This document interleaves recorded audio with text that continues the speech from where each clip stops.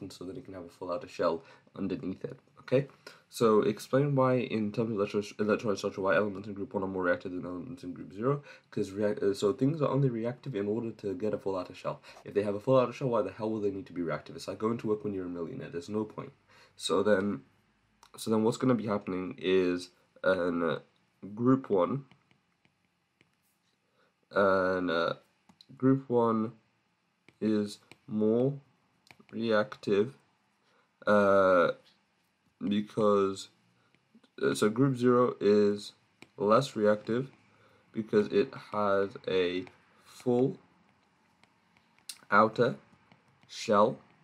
So it has a full outer shell, okay, and while group 1 has 1 electron in its outer shell, while group 1 has 1 electron in its outer shell. Okay. And so then we have question 20.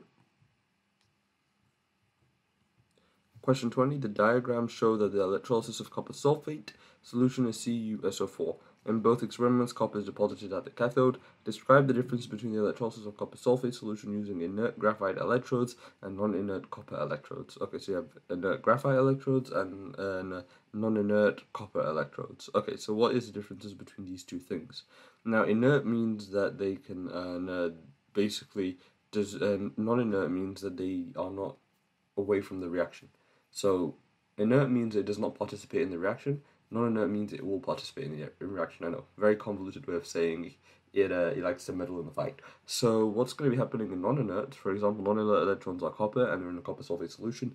That copper from the anode will be sent out into the electrolyte, and it will go and it will be deposited at the cathode, because the cathode's absorbing, the cathode is basically attracting all of the copper.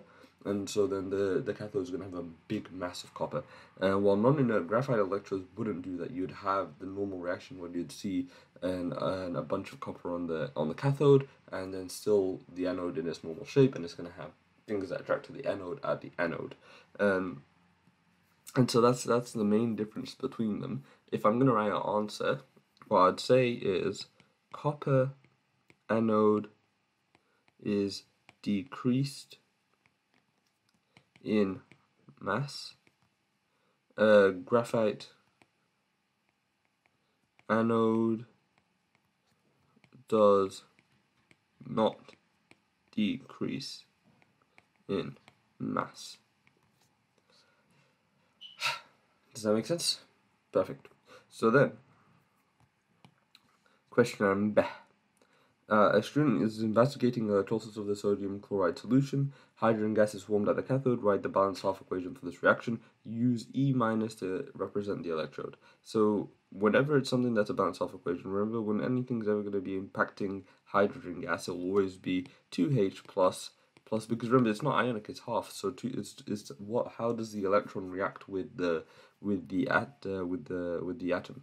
So you're gonna have 2H plus 2E minus, because if each H plus loses an electron, that means that's going to be 1 electron sent out. If you add an electron to it, there's 2 of them. If you add 2 electrons to them, then that means that they're going to become, they're going to have 1 electron in the outer shell again, which makes them an atom, not an ion anymore, and that's how you get H2.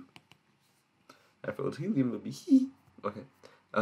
State the name of the substance made at the anode. So the substance made at the anode is going to be chlorine, because chlorine is negative, and chlorine ions are negative, and so they'll be attracted to the positive anode. Remember,